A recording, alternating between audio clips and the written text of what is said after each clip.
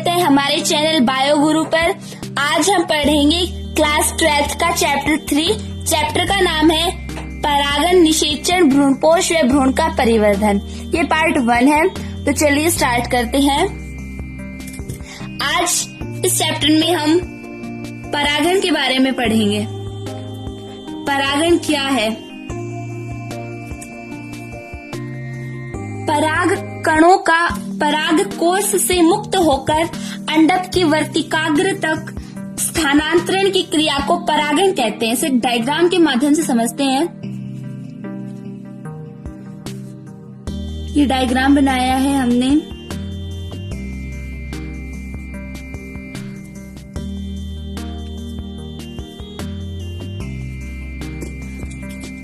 इसमें ये पराग कोश है। इसके पराग कोशों से पराग कण मुक्त होकर के अंडक की वर्तिकाग्र पर तक स्थानांतरण की क्रिया को, यहाँ से यहाँ तक ये पराग कोश है। पराग कोश से पराग कण मुक्त होकर अंडक की वर्तिकाग्र, ये वर्तिकाग्र है, तक स्थानांतरण की क्रिया को परागण कहते हैं। परागण मुख्यतः 2 प्रकार का होता है। परागण 2 प्रकार का होता है। एक है स्वपरागण, दूसरा परपरागण। तो पहले हम पढ़ते हैं स्वपरागण।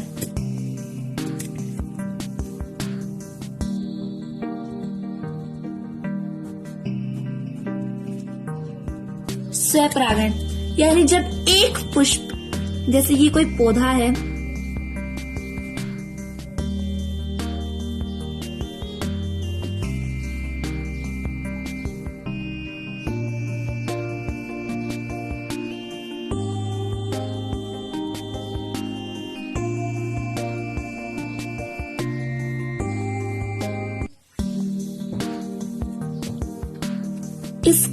इस पुष्प की, जब एक पुष्प के पराग कणों का उसी पुष्प की वर्तिकाग्र पर स्थानांतरण या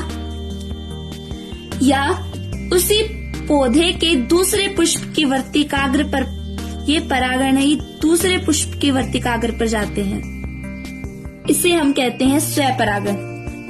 देखिए एक बार फिर से देखते हैं। जब एक पुष्प के पराग कणों का उसी पुष्प की वर्तिकाग्र पर स्थानांतरण या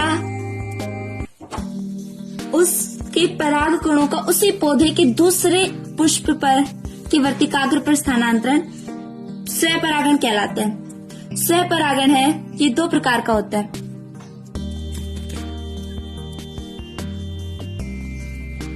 एक स्वक युग्मन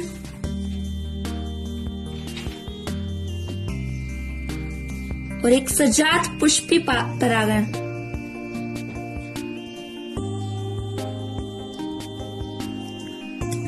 स्वक युग्मन, जब एक पुष्प के पराग कणों का उसी पुष्प की वर्तिकाग्र पर स्थानांतरण स्वक युग्मन कहलाता है। इसमें देख सकते हैं सॉलिड डायग्राम में, जैसे ये कोई पुष्प है और इसमें जो परागण है वो इसी पुष्प की वर्तिकाग्र पाता है, इसे स्वक युग्मन कहते हैं। और सजात पुष्पी परागण, जब एक पुष्प के पराग कणों का उसी पौधे के दूसरे पुष्प की वर्तिकाग्र पर स्थानांतरण सजात पुष्पी परागण कहलाता है। इसे अलग से डायग्राम से समझ सकते हैं। जैसे इसके जो परागण है वो किसी उसी पुष्प की दूसरी, उसी पौधे की दूसरे पुष्प की वर्तिकाग्र पर स्थानांतरण सजात पुष्पी परागण कहलाता है। स्वक युग्मन है, उसके उदाहरण देख लेते हैं।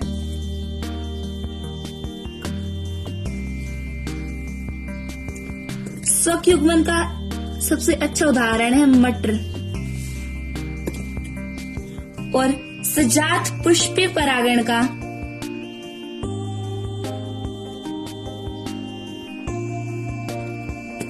के उदाहरण है मक्का, ककड़ी आदि।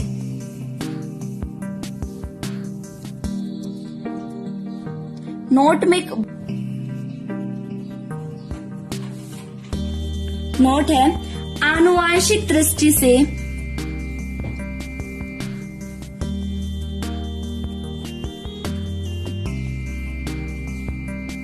सजात पुष्पी परागण है, ये स्वयं परागण है।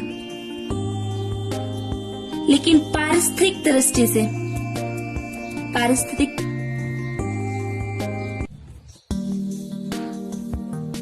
दृष्टि से अधिकांश वैज्ञानिक इसे परपरागण मानते हैं। सजात पुष्पी परागण को आनुवांशिक दृष्टि तो स्वपरागण है, लेकिन पारिस्थितिकी दृष्टि से इसे अधिकांश वैज्ञानिक परपरागण मानते हैं। आगे चलते हैं। स्वपरागण हेतु युक्तियां व अनुकूलन।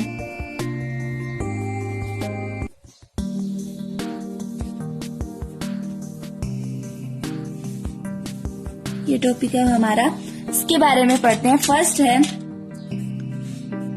उभयलिंगता।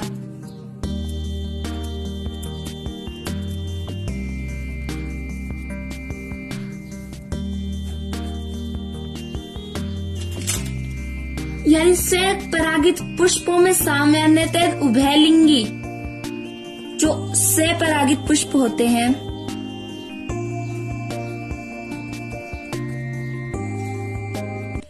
वो सामान्यतः उभयलिंगी,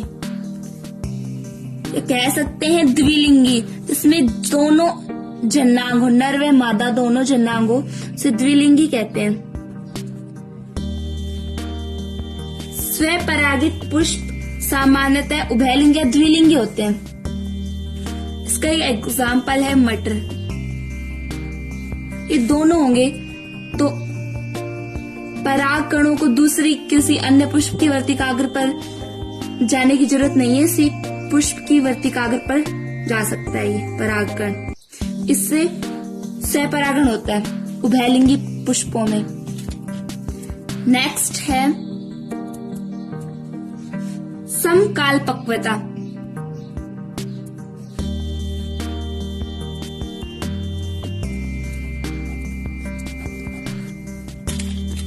सम मतलब समान,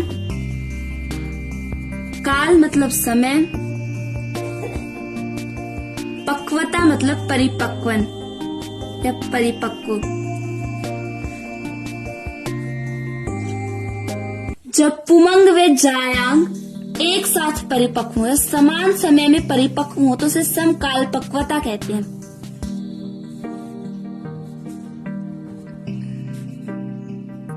नर या मादा जनांग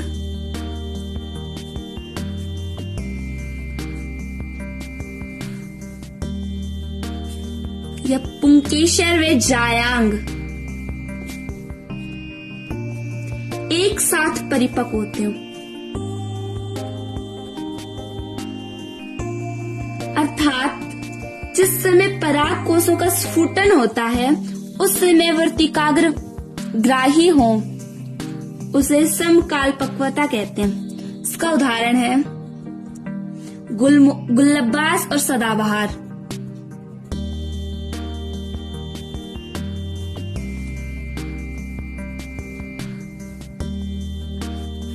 नेक्स्ट है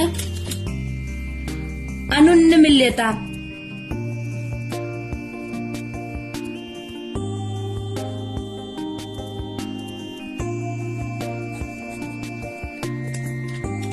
कुछ पौधों में जो पुष्प होते हैं वो हमेशा बंद रहते हैं।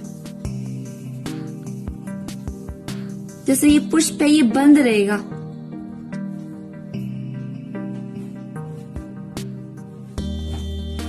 तो इसके पराग कण हैं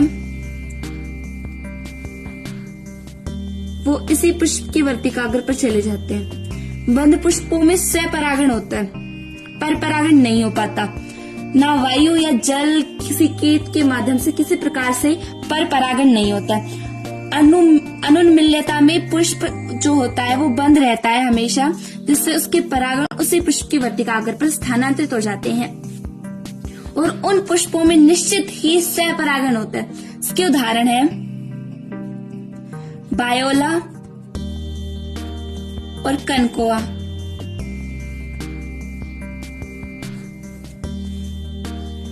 अब हम पढ़ते हैं पर परागण।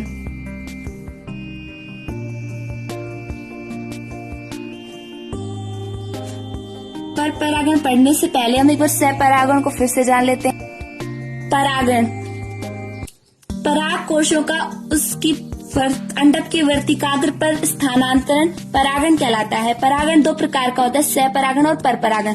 सहपरागण जब किसी पुष्प की पराग कोशों से पराग कणों का उसी पुष्प की वर्तिकाग्र पर स्थानांतरण या उसी पौधे के अन्य पुष्प की वर्तिकाग्र पर स्थानांतरण सहपरागण कहलाता है।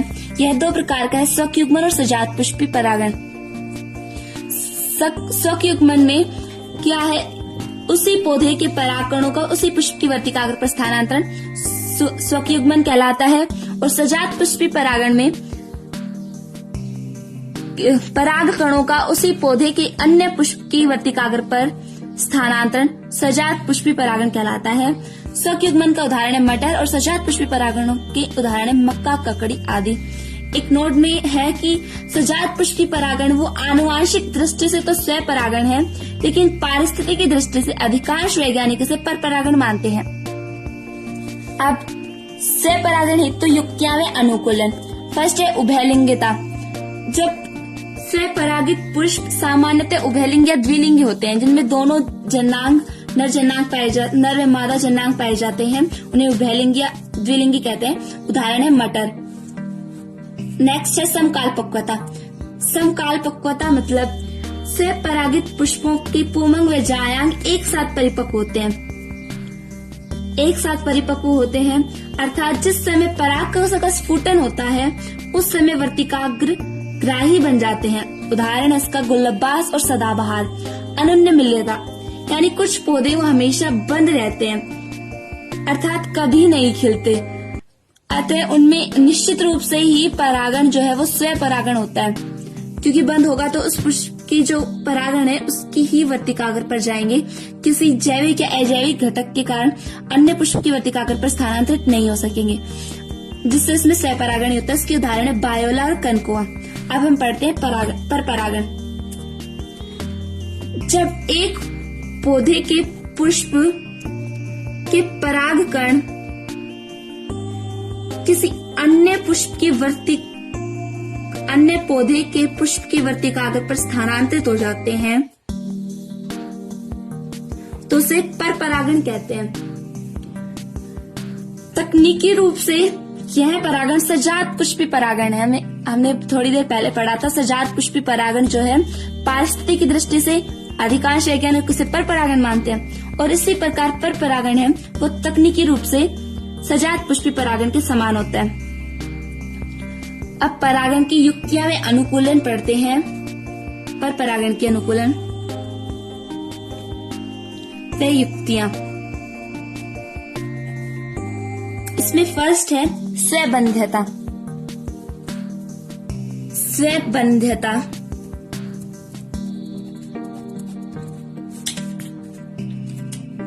कुछ पौधों के जो पुष्प हैं वो स्वयं द्वारा बनाए गए पराग कणों का ही उस पुष्प के वर्तिकाग्र पर अंकुरण नहीं होता है, इसे स्वबंध्यता कहते हैं। जैसे समझते हैं, जैसे इस डायग्राम से समझते हैं हम, कुछ पौधे होते हैं जिनके पुष्पों के द्वारा बनाए गए पराग कणों का उस पुष्प की वर्तिकाग्र पर अंकुरण नहीं होता है, इसे स्वबंध्यता कहते हैं। अब ऐसे में ये जो पराग कण एक दूसरे पुष्प पर जाएंगे, जिससे परपरागण हो जाएगा। इसलिए पराग कणों के अंकुलन के लिए स्वबंध्यता भी एक युक्ति है, जिससे परपरागण होता है। इसके उदाहरण है राखी बेल, अंगूर,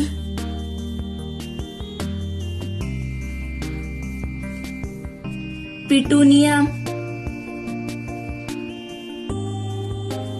नेक्स्ट है एक लिंगता।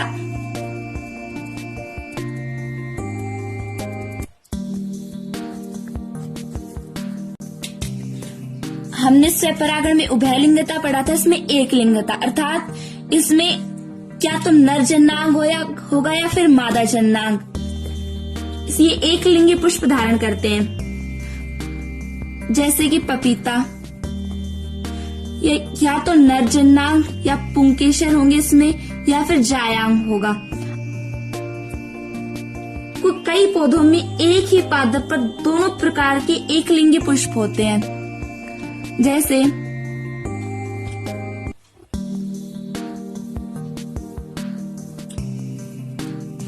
इस वाले पुष्प में तो मान लो वर्तिकाग्र या फिर जायांग हो, और इसमें मात्र पुमंग हो। पौधा तो एक ही है, लेकिन इस पर दोनों अलग अलग प्रकार के पुष्प आते हैं। यानी एक पर तो नर जन्नांग और एक पर मादा जन्नांग के आते हैं। इसके उदाहरण हैं तुरही और लौकी।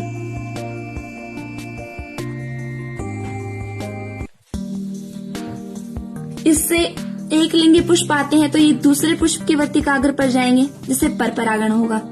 नेक्स्ट है भिन्न काल पक्वता।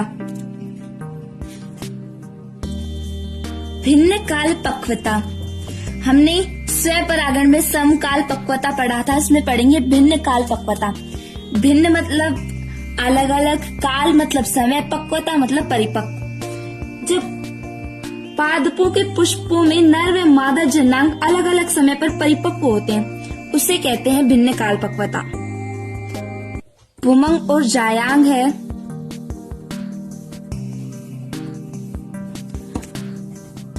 अलग अलग समय पर परिपक्व होते हैं, उसे भिन्न काल पक्वता कहते हैं। यह दो प्रकार का है।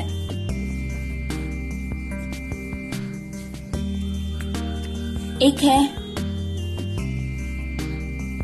पुंपूर्वता और सेकंड है स्त्री पूर्वता।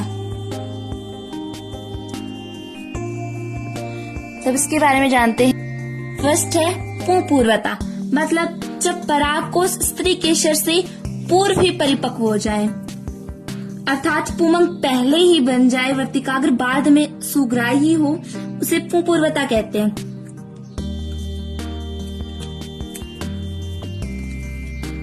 पराग कोश का पहले परिपक्वन हो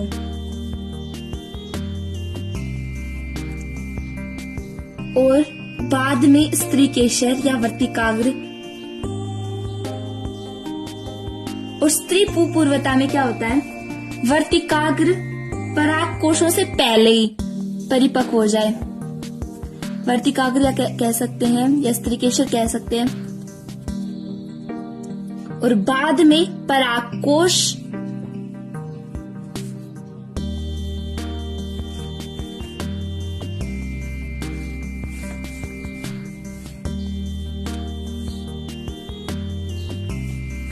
अब इसके उदाहरण देखते हैं हम।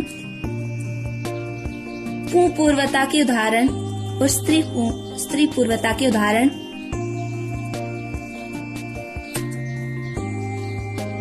पुंपूर्वता के हैं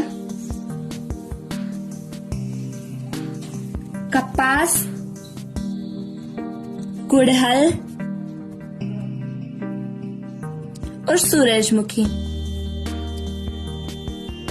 पुंपूर्वता के उदाहरण है, और स्त्री पूर्वता की उदाहरण है ब्रेसिकेसी या क्रूसीफेरी भी कहते हैं इसे। रोजेशी कुल की अधिकांश पादप चंपा व बरगद सी के उदाहरण है।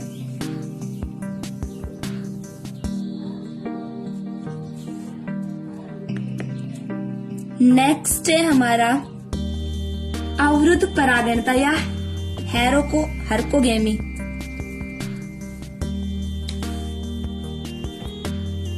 हरकोगेमी का मतलब होता है जब पराग कोशों व वर्तिकाग्र के मध्य कोई संरचनात्मक अवरुद्ध पाया जाता हो, उस जो स्वपरागण को रोकता हो, उसे अवरुद्ध परागणता कहते हैं। जैसे समझते हैं इसे।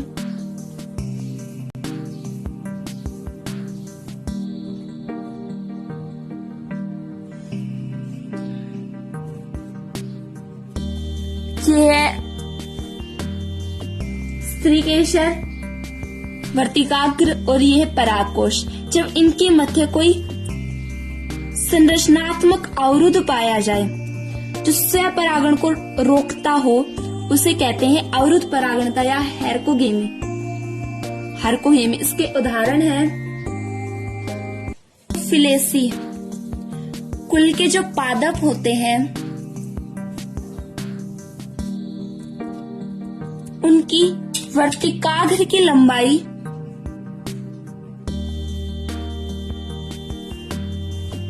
वो पुंकेसर से काफी लंबी हो जाती है, जिससे स्वपरागण नहीं होता। अतः इसमें यहाँ ये जो परागकण होंगे वो किसी अन्य पुष्प की वर्तिकाग्र पर स्थानांतरित हो जाएंगे, जिससे परपरागण होगा। इसी प्रकार एक और एग्जाम्पल है इसका, जो कलिहारी पादप होते हैं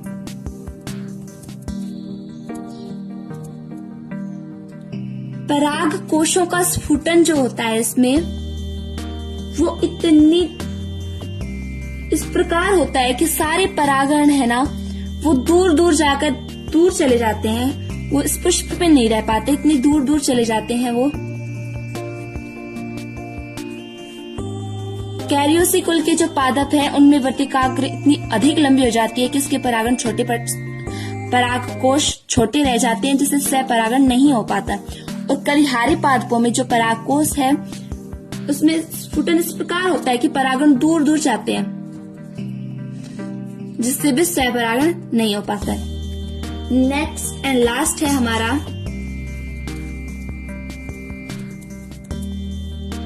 विषम वर्तिकात्व।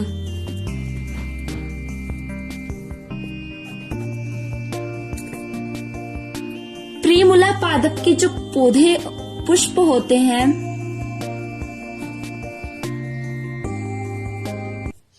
पौधे के पुष्प वो दो प्रकार के पुष्प बनाते हैं, एक तो छोटी वर्तिका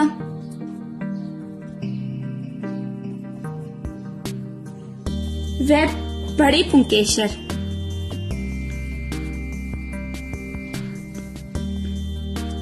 दूसरी बड़ी वर्तिका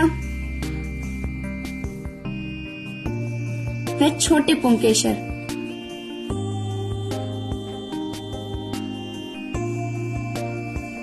जो स्वपरागण को रोकते हैं।